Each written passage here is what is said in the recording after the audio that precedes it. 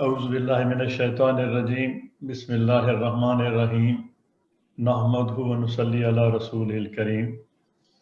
Last time we were discussing ayat number 282 of Surah Al-Baqarah. We have discussed some of the segments of this ayat.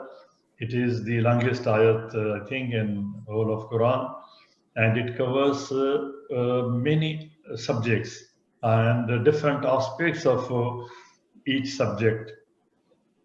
That's why we have to, we are giving attention and time to each segment. And then ultimately, inshallah, when we conclude all segments, we will summarize them all together, inshallah. We recently, since say some years, it's a recent trend that we have also started saying and interpreting and presenting the interpretation of some verses of the Holy Quran, that they confirm their scientific and divine origin. But let us examine that aspect. The critics who don't believe in this, they link some statements, for example, about embryology and other scientific phenomena which we are trying to link with Quran. They link these statements that they are already explained or highlighted by certain philosophers like the Greek philosophers, Greek physicians, and also these are mentioned in Talmud. This is happening because due to inaccurate interpretations, our own inaccurate interpretations, and deficient explanations by translators and exegetes, they attribute the perceived wrong to the scripture itself. The wrong is in our interpretations, our own misunderstandings, and the way we present them. They are unfortunately, because of our wrong interpretations, they are linking this wrong to the scripture. And this trend is not new only in Islam. This trend has been there in the Torah, in the interpretation of Torah and in the interpretation of Injil, right from the earlier scripture. The scholars of those religions have also tried to link it with the religion. When they tried it in the literature, those scholars who have made an effort to link these statements in the Bible and point out towards the scientific phenomena. And one of the mistakes they have made, and some of us are also making the same mistake, that they are presenting the translation as if that is the exact theory of the science. As we are saying that now something has been discovered, we say this is in the Quran, and we are trying to interpret in the same words as given by the scientists in the theory. In the literature, these people are called apologists. The apologetics means the speaking in defense of the doctrine of a religion through systematic argumentation and discourse, as we are doing in the scientific explanations of some revelations. Apologist is a person who offers an argument in defense of religious doctrine. Christian writers who defended Bible in this way were called apologists. So some of our scholars, they are also being called as the apologists.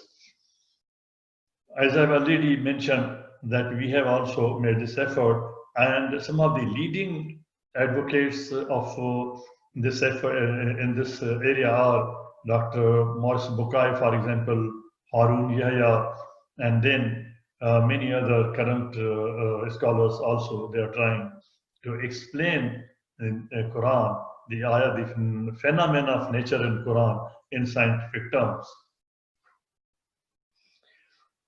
And this effort so far has remained confined, restricted to the explanation of ayat pertaining to the physical sciences, medical sciences, physical sciences, cosmology particularly. But There are other aspects also.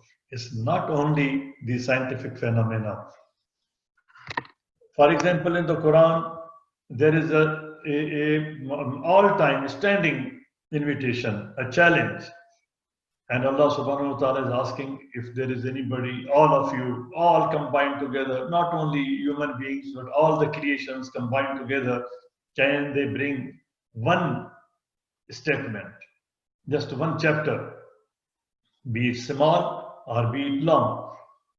For example, this ayat which we are discussing, 282, is much bigger than many surah in Quran. This one ayat is much bigger than many surah in the Quran.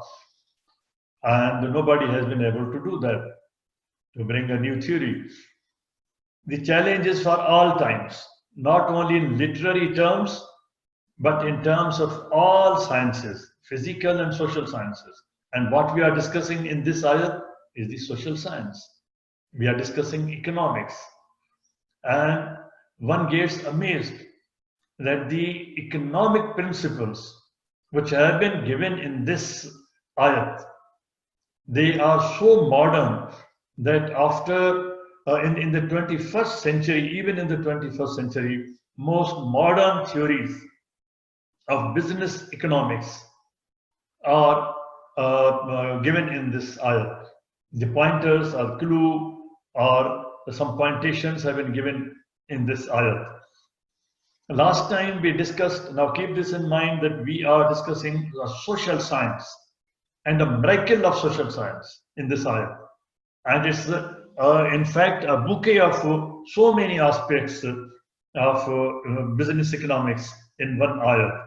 And last time we had discussed, we had seen that just in one root word, in root, that is adal, lot of or multiple aspects of evidence, witnesses have been discussed. And this can be appreciated by the person who is physically sitting in the court, that what difficult, what different aspects or situations are faced every day in respect of examining the witnesses or availability of witnesses, in examining the evidence, and all those different aspects have been covered just in one root, that is Allah.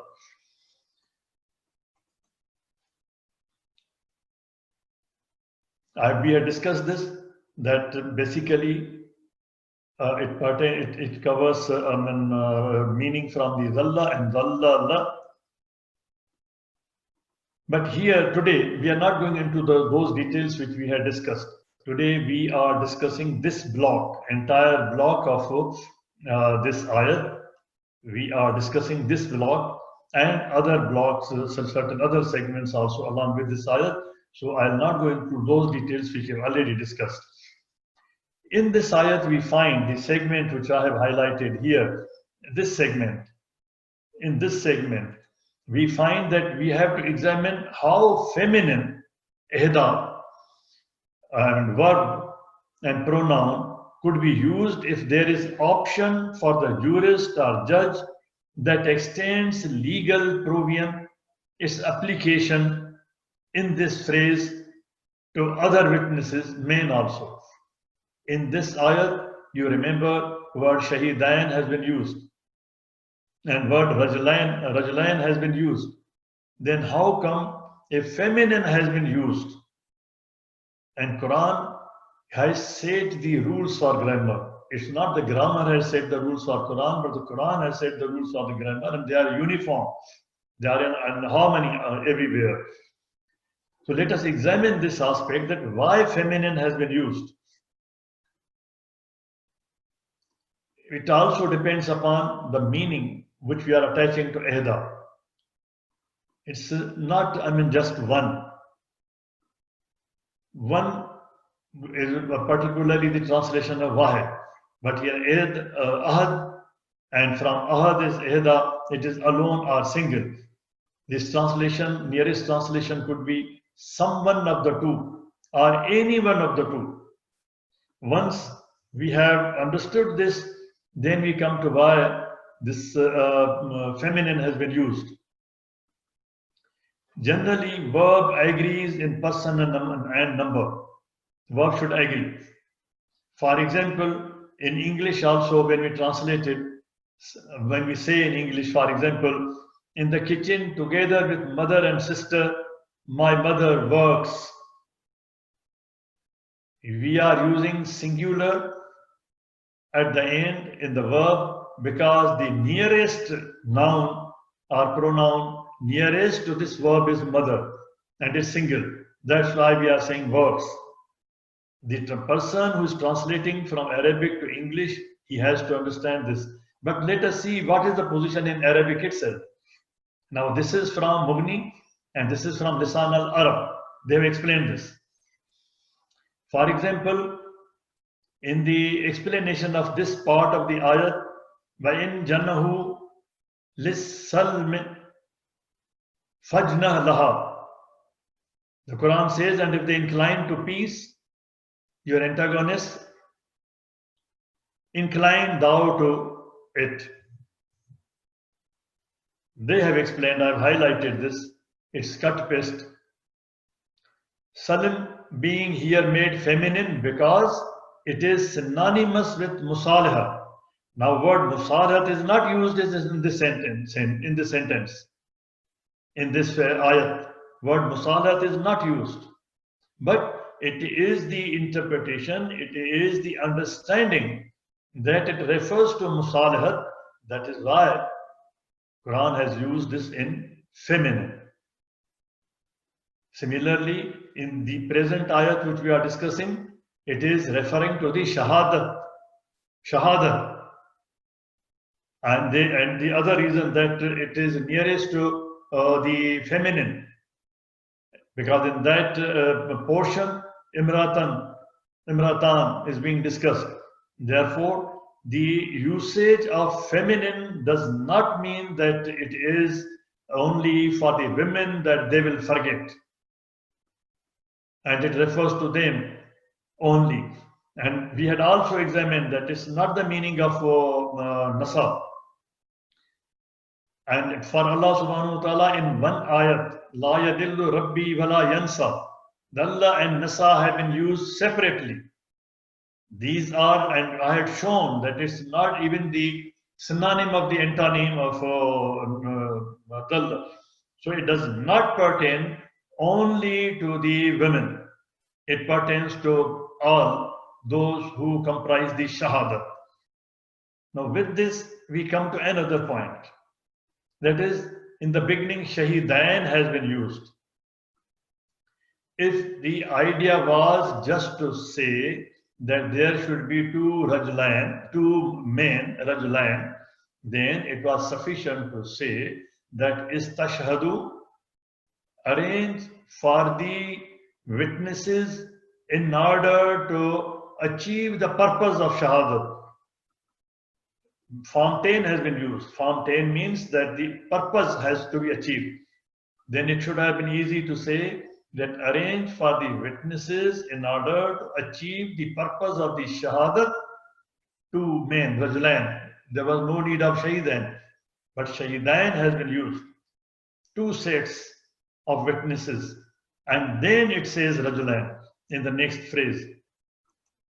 Here it is before you.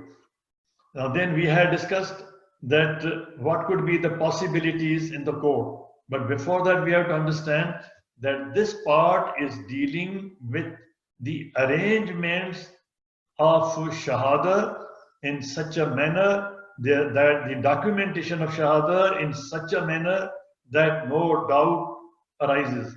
There should remain no any iota of doubt. Doubt should not be possible. It should be eliminated. Maximum effort should be made.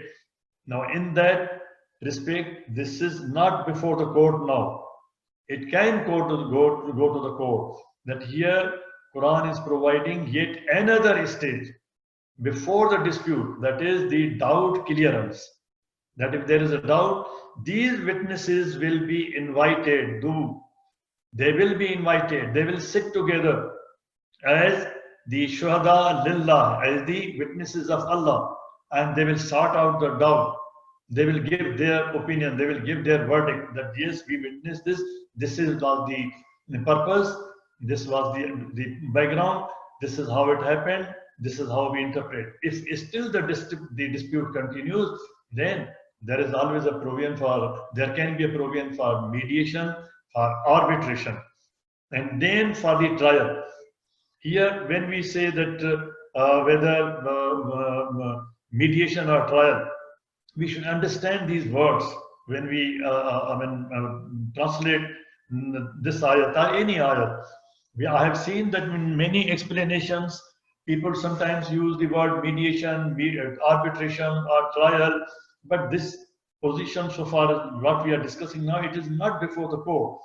But if it goes before the court, then we have to see whether it's mediation or it is arbitration or it is trial. Just as an example, when two brothers go to Hazrat Dawud alayhi salam, they are offering him the jurisdiction that you decide this case as hakam, arbitration. But Allah subhanahu wa ta'ala is asking Hazrat Dawud alayhi salam that you decide this as I have given you sovereignty, I have given you Khalifatul Earth. You decide it under the law, bil haqq, the prevailing law. So Allah subhanahu wa ta'ala is making a differentiation here for our understanding that they have come for arbitration, but Allah subhanahu wa ta'ala is teaching Hazrat Dawud alayhi salam that no, not arbitration, you have to go for trial. You go for the court proceedings. Why? Then we have to understand what is arbitration. Why Allah subhanahu wa ta'ala is not accepting this as a case of arbitration. When the case is presented before the court, in the first paragraph you explain that you have the jurisdiction under this law for such trial or for this arbitration or whatever has to be done there. And Allah subhanahu wa ta'ala is giving a great example, a great principle that you have to decide the jurisdiction. I'll go to that. Then I'll explain that inshallah ta'ala, that why Allah subhanahu wa ta'ala didn't allow Dawud alayhi salam to take it up as an arbitration, but take it as a trial. So there can be different sets. Two rajulan, two women, imratan. And last time I had also requested to keep in mind that rajulan accusative has been used, but imratan nominative has been used. There's a difference also. Rajulan, not rajulan. Imratan, not imratan. That makes a lot of difference. And that will affect, influence our translation of work. For rajulan, work, imratan. That will influence the translation. Now here it comes another set. There can be two rajulan, two imratan. There can be one rajulan. There can be two imratan. Or is it possible that they should be all together? These are different possibilities which appear before the court. When this case goes to the court, at that time, there may be altogether different situation. None of these witnesses may be available. None. It has been given there. None of them may be available. All of them might have died. The case goes to the court after 30 years. The dispute arises after 30 years, 50 years. And at that time, though none of those witnesses are available, what the judge will do? Therefore, the situation which we are discussing here is not the court situation. We are discussing the documentation stage where we have to be very careful and provide for the evidence in such a manner that no doubt arises. And Allah subhanahu wa ta'ala is placing the responsibility on our shoulders. And we had seen last time in the word fisk that it is fusuq. It means fusuq. That is the disobedience of Allah subhanahu wa ta'ala. If you don't do this, it amounts to disobedience. And this disobedience can lead to fasad, this can lead to fasad fil ard, and this can lead to many other things. Therefore, this disobedience is punishable also. It's cognizable. One has to see that what we are doing, it's responsibility. Imratan, I'm not going to these details also, that why Imratan. Shahidain min rijalikum, arrangements for reliability of evidence and witness. Shahidain, accusative, I've already pointed out. I'll try to save time.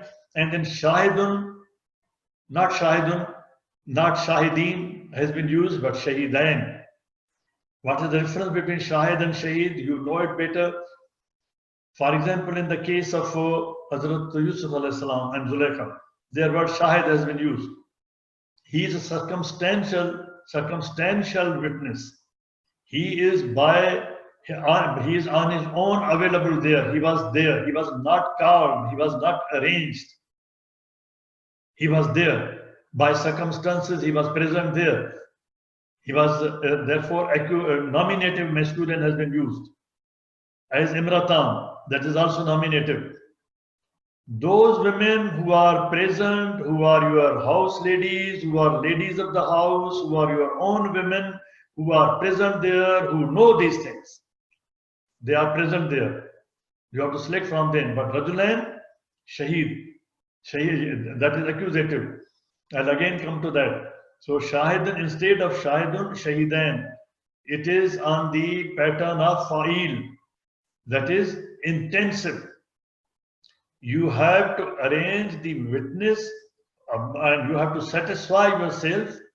Tardon, you have to satisfy yourself that your witnesses are comprehensively knowledgeable, if not knowledgeable in terms of the sciences, at least knowledgeable in other matters which are being discussed there, or at least the identities. They know you, you know them, they know the circumstances, they know that this business deal is being struck, this contract is being concluded, who are privy to the situation or who know the situation, who are close to the situation, you are arranging them to the satisfaction. That is why Shaheed, not just Shahid, that casually somebody is passing, like the witness in the case of Zulaikha, and you say, and he says that yes, I have witnessed it. It's not Shahid, he is Shaheed. Knowledge of language in which revelation is to be explained. This is very important. If I'm translating Quran or any revelation in Urdu, then I should equally well know Urdu also. It's not sufficient just to know Arabic. I've seen many people, even living in the West, even in America, even in Houston, they know Arabic very well, excellent, great scholars. No comment on that. But they proudly say that we don't know English. They proudly present themselves that they don't know English. If you don't know English, then how you can claim to give any fatwa or give any explanation in English from Quran? You have to know both languages, not one. If you are translating it in Sindhi, you should know both languages equally well. Otherwise, if the mistake which you make in translating in English or in German or in French, that persists, that goes along for centuries, and the translation from translation will affect the basic doctrine, basic explanation, basic idea, basic faith. So we have to be very careful. Knowledge of the language in which the revelation is to be explained, for example, English, is as important as the knowledge of all aspects of the language of the revelation itself. We are ignoring this aspect. We are taking it very lightly, and I'll show this in these examples here. Revelation in other scriptures also has been made in consonants. Take the case of Sanskrit, Prakrit, take the case of Aramaic, Hebrew, Arabic, only consonants, no vowels, no Arab, no points, no punctuation. Why? There is a wisdom in that, and that has remained the practice not only in revelation, but in the laws also, in the courts also. Even today, the discussion goes on this. All legal drafting involved no punctuation. All the laws which were made, there's no punctuation, no full stop, no comma. In order to provide flexibility to the judge to deal with different situations, every time you cannot bring a new law. You cannot every time bring a new act, a new legislation. Every time you can't go to the parliament. Every time a new revelation will not come. And here when comprehensive law has been made. Allah subhanahu wa ta'ala says that after this, no more revelation from me and no Nabi. Now it is enough for you, and you have now the field, you can interpret it with flexibility to deal with the different situations which arise in time on the timeline. No punctuation, but in modern languages, the drafters today, we use commas, full stops, punctuations. But in the old, no, in the law. You can see this in English law also. Particularly punctuation, lawyers didn't like it, judges didn't like it. Even if there is punctuation, they'll remove it. There are my own judgments where I've interpreted, I've given judgment even on just one comma, that there should be a comma, there should be no comma in this sentence with the law which has been passed.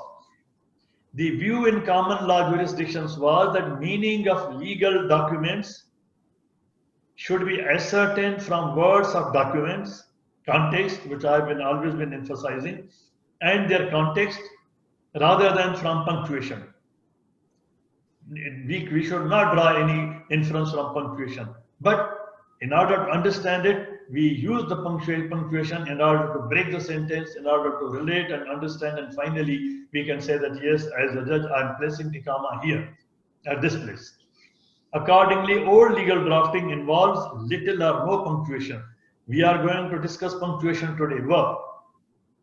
For rajulun va imratan.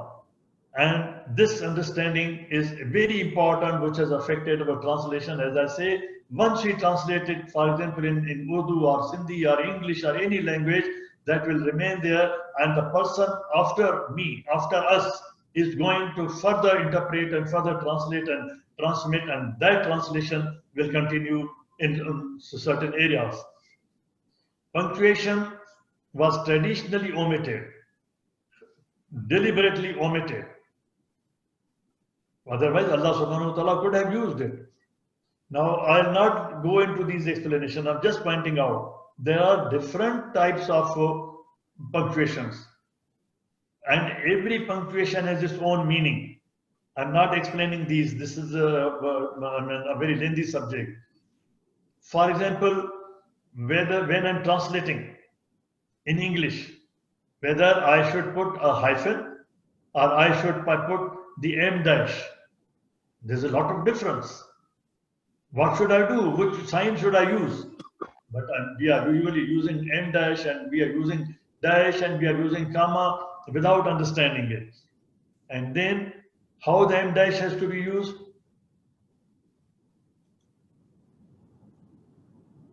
In English, when we use the punctuation in translation, then the person who knows English or understands English, he has different options to interpret it further. What should I use? All these options, not one, are available before you. What should we use? We don't know. Where to put the punctuation in this long ayah 282? Where should I put the punctuation? And here we should also, we should understand that the conjunction, when vav is going to be discussed as conjunction, as a connecting or coordinating word, coordinating harf, it connects not just the two words which are before or after. It does not only stand between two words, it stands between two phrases. Here, verb, we are going to see whether it is connecting the statements before verb and statements after verb, or just word before verb, that is farajulun and imratan. But it is connecting the phrases also, the clauses also. So we have to understand what is verb, what is the function of verb here. Whether it is connecting only the words, or it is connecting the clause, it is connecting the phrases. This is such a crucial ayat which has affected. This is a miracle. This ayat is a miracle, as we are discussing other scientific miracles in Quran. This is a miracle of business administration. It may coordinate more than two items, not just two items. And it has many meanings. It's not only and. Va has not only meaning of an and. Va may mean and, it may mean or, it may mean nor. How we will understand that this and or nor? From the clauses which it is connecting, the phrases which it is connecting. For convenience, this has been developed so that people understand very, easily. I'm not going into these discussions, but look at the translation. When you are making a translation, for example, that I'm translating it as for, and, nor, but, or, yet, so, you are picking up anything. You are saying ein. But what meaning it is conveying to the reader, to the person of that language? If you are using for, it means you are extracting rationale out of the statement. If you are using for. But if you are using and, it means you are connecting non-contrasting items. Rajulan and Imratan, are they non-contrasting items or they are contrasting items? But when means but, when it means but, you can use but when it is non-contrasting negative ideas. Nor, when you use nor, non-contrasting negative ideas. But when you are translating it as but, it will contrast an exception. Alternative, or, yet, so, but we'll remain confined to va only. I'll not go into those details. And not only nor and separately. It may also mean and nor, but nor, or nor, neither, no more, only. But we have to see that what parts it is connecting. Only then, don't be burdened by these technical words. I'm not going to explain those. Particularly, comma is a very mighty punctuation.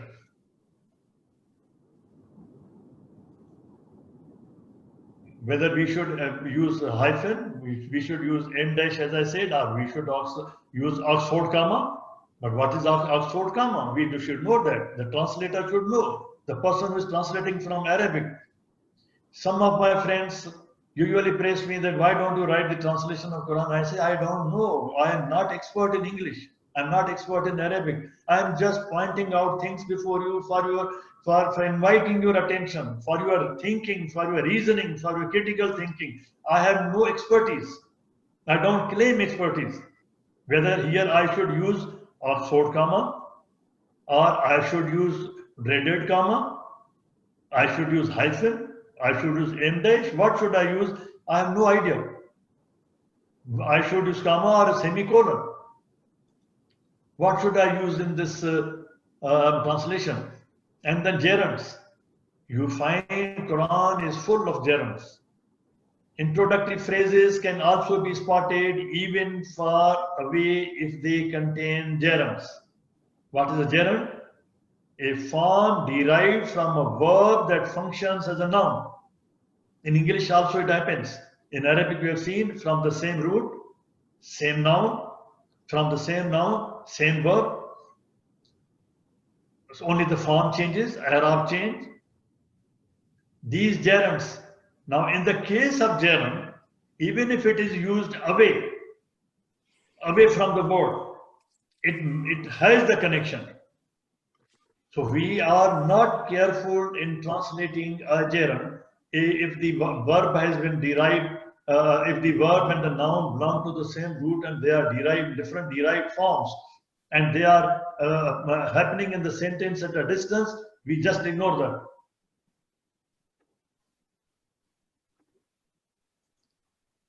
And look at this.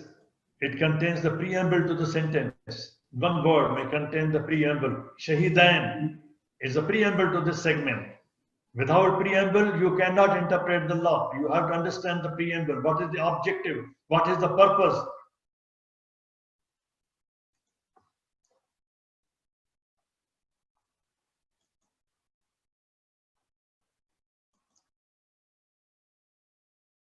I'm just exposing these two different aspects. I'm not taking time on these slides.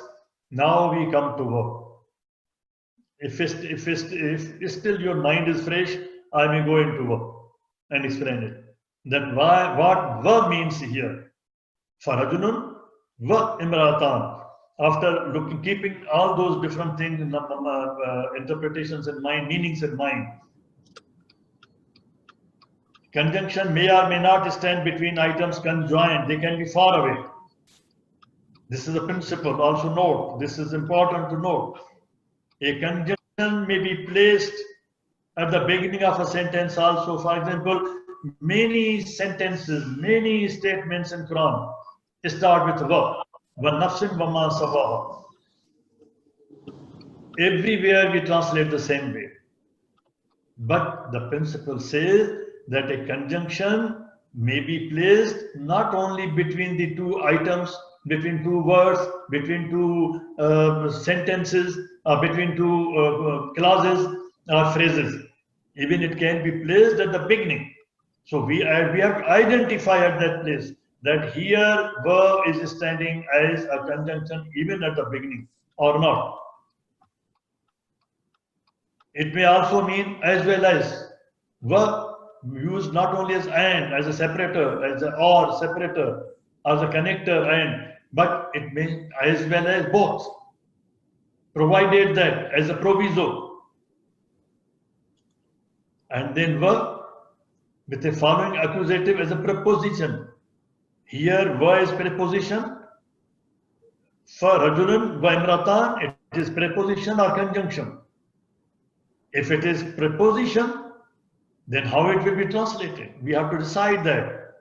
We have to understand that. And it's not interfix here. I'm not going to this detail.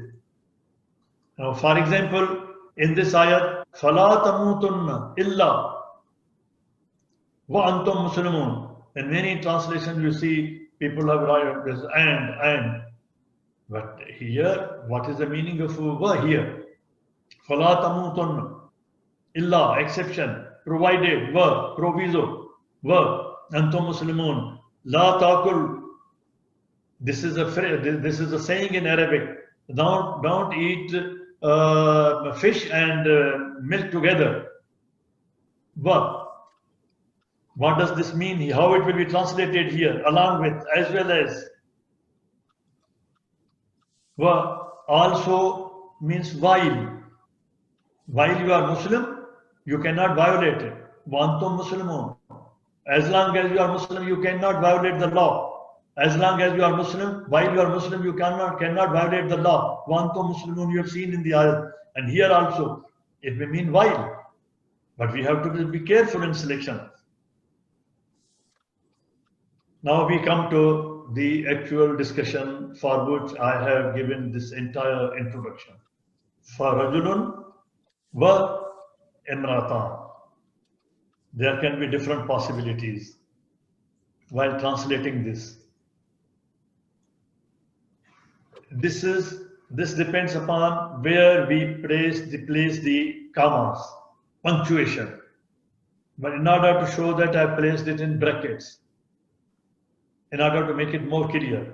For example, if we make the place the comma after min rijalikum, comma, فَإِن لَمْ يَكُونَ رَجُلَيْنِ into bracket.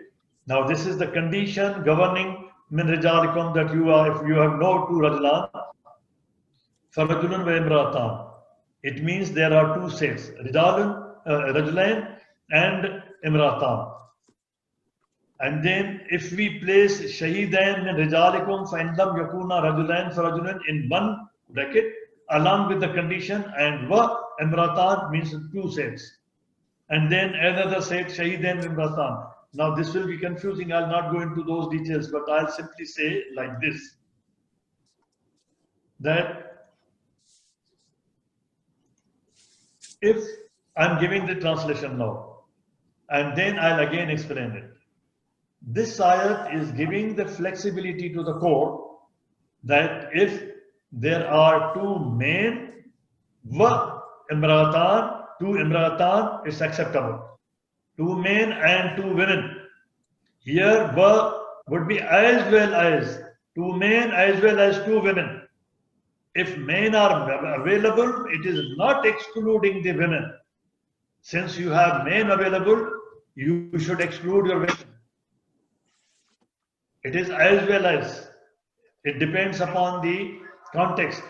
You can have both the sets. If the document comes before the court, if there are four witnesses, there's no violation of this ayah. And those four witnesses are two men and two women. And two imratan who are actively involved in the house, in this business, in business house. For example, we say that. Or if the situation is that the two men are not available,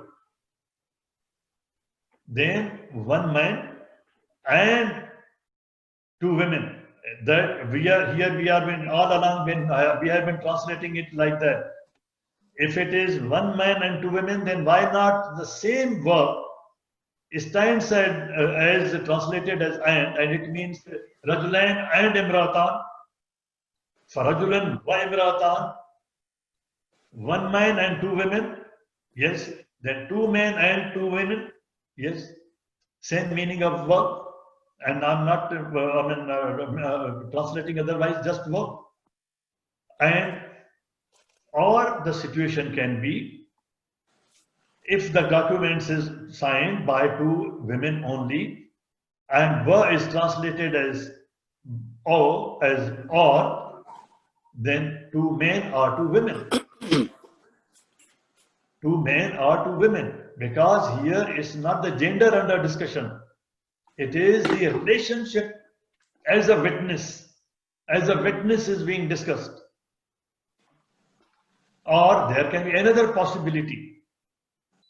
There can be another possibility that there are no men, there is no rajulun, and there are only imratan.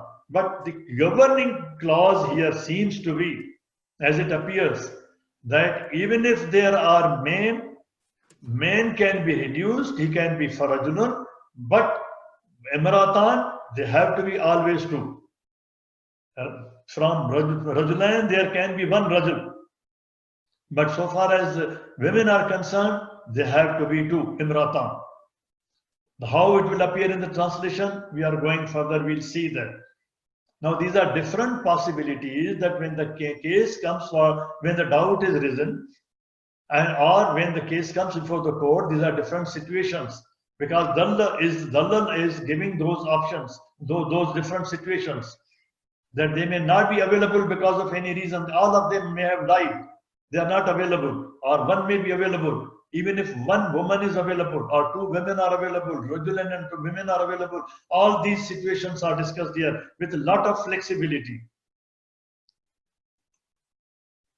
As a discourse marker, as a preposition, or what? Now, as a conjunction or as a preposition. We have to decide here.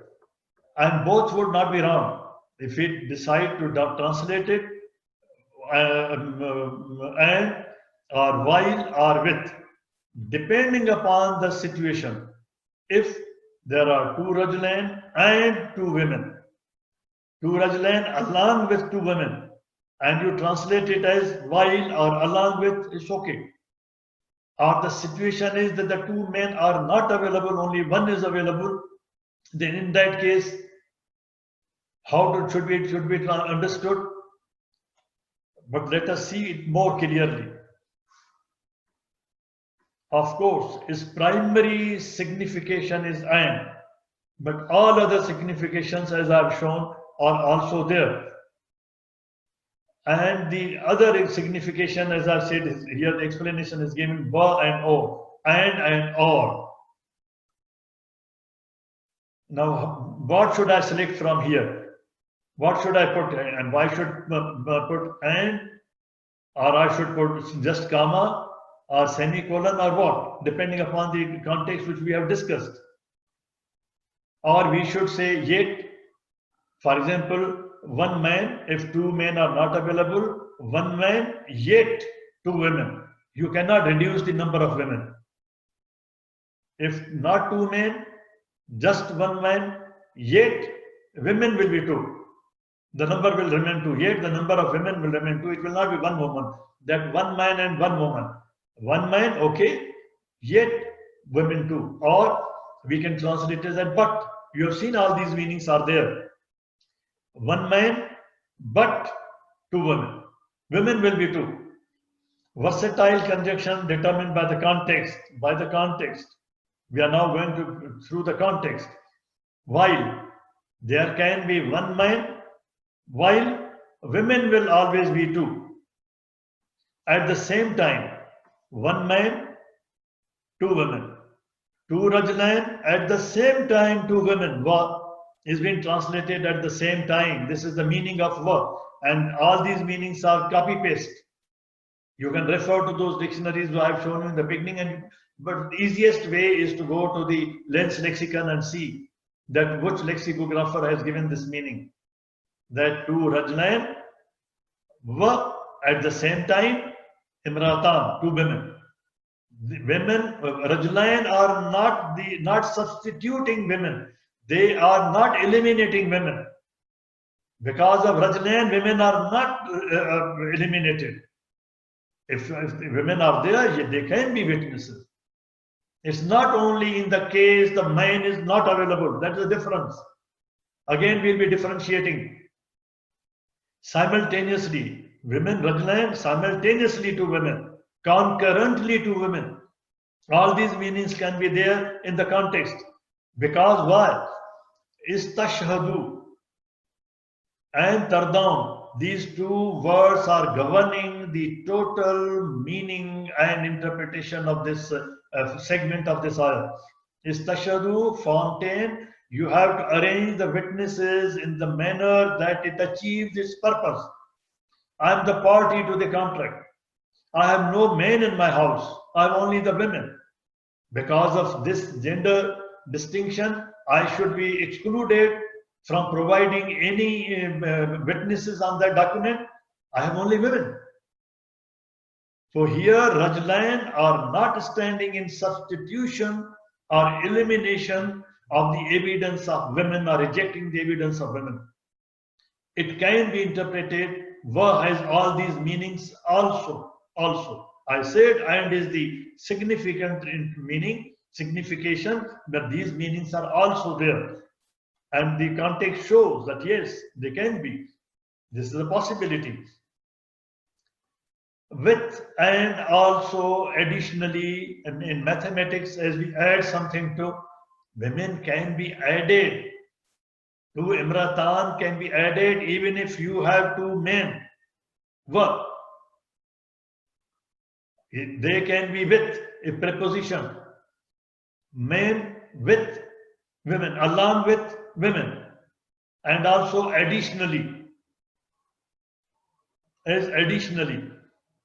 I think I stop here. Now I try to summarize and put it for your consideration, or submit it for your consideration, that here this ayat conveys the sense that in these circumstances, depending upon how you are able to arrange the shahada for achieving the purpose and tardon in order to make it satisfactorily, that both these sets of shahidain, rajulan and imratan, they can both be employed, they both can be brought in this evidence. Shahidain, they can be brought in together simultaneously, and this is the situation where we are still at the stage of documentation. But when the case goes to the court, there in the court, it may be a different situation altogether. None of the witnesses may be available, and the judge may have to go by the documentation and other circumstances. In the beginning, I had said that I'll also give the difference between why Allah subhanahu wa ta'ala said Adam Dawood alayhi salam not to go for arbitration but for trial.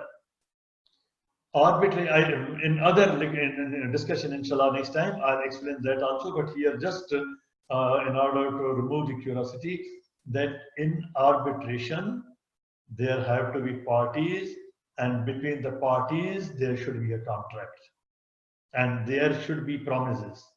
There should be interpretation of those clauses. The case which these two brothers brought before Dawud alayhi salam, there was no contract, because the brother who is making the complaint is not referring to the contract. And there were no promises. There was no such interpretation involved that the Hakam may have gone for arbitration. It was a clear case of trial. Allah subhanahu wa ta'ala has given a lot of wisdom in every word and syllable, and left so much flexibility in interpretation by giving it in consonants in all revelations. This is a miracle, whether in Aramaic or in Hebrew or in Arabic. So I leave it here with this last slide. If there is any question, I'll welcome. Allah may help me, Allah may help us, Allah may guide us, that we may be able to reach the right conclusion. Thank you very much. اللهم صل وسلم وبارك على سيدنا محمد وعلى آله وصحبه وسلم. اللهم اهدنا فيمن هديت وعافنا فيمن عافيت وتولنا فيمن توليت وبارك اللهم لنا فيما أعطيت وقنا واصرف عنا شر ما قضيت. اللهم ادخلنا برحمتك في عبادك الصالحين. اللهم اخرجنا من ظلمات الجهل والوهم إلى نور العلم. اللهم علمنا ما ينفعنا وانفعنا بما علمتنا وزدنا علما. اللهم اجعلنا ممن يستمعون القول فيتبعون أحسنه. اللهم اكفنا بحلالك عن حرامك وبطاعتك عن معصيتك وبفضلك عن من سواك. اللهم بفضلك ورحمتك على كلمة الحق والدين. اللهم انصر الإسلام وعز المسلمين يا أكرم الأكرمين. Oh Allah, spread your mercy upon us, shower us with your blessings, increase our knowledge, grant us forgiveness, and reward us with the company of the prophets in the Firdaus al-A'la. Oh Allah, purify our heart, strengthen our faith, increase our knowledge, and make us benefit from what you have taught us. Oh Allah, forgive our parents and all the believers. Grant them your mercy. Make their graves a garden from heaven, and grant them the Firdaus al-A'la. Oh Allah, remedy our sick and grant them full and speedy recovery. Oh Allah, grant our son Ma'raj and all our sick relatives and friends a speedy and full recovery. Oh Allah, you alone is the ultimate cure. There is no cure but yours. Oh Allah, grant them a cure that leaves nothing of ailment or injury. Oh Allah, grant us the ability to be grateful for your favors which you have bestowed upon us and our parents, and that we may do righteous deeds that are pleasing to you. Oh Allah, guide our children, protect them and make them righteous. Oh Allah, we seek from you all of the good, whether we know it or we don't. And we seek your refuge from all evil, whether we know it or we don't. Oh Allah, we ask you with every name you have elected for yourself, that none of us leave this gathering, but his pains have been relieved, his worries have been removed, his debts have been paid, his weaknesses have been concealed, his sins have been forgiven, and his needs have been fulfilled. سبحان الله وبحمده عدد خلقه ورضا نفسه وزنة عرشه ومداد كلماته. سبحان الله وبحمده عدد خلقه ورضا نفسه وزنة عرشه ومداد كلماته. سبحان الله وبحمده عدد خلقه ورضا نفسه وزنة عرشه ومداد كلماته. والعصر إن الإنسان لفي خسر إلا الذين آمنوا وعملوا الصالحات وتواصوا بالحق وتواصوا بالصبر. وآخر دعوانا أن الحمد لله رب العالمين والصلاة والسلام على خير المرسلين. اللهم صل وسلم وبارك على سيدنا محمد وعلى آله وأصحابه والسلام عليكم ورحمة الله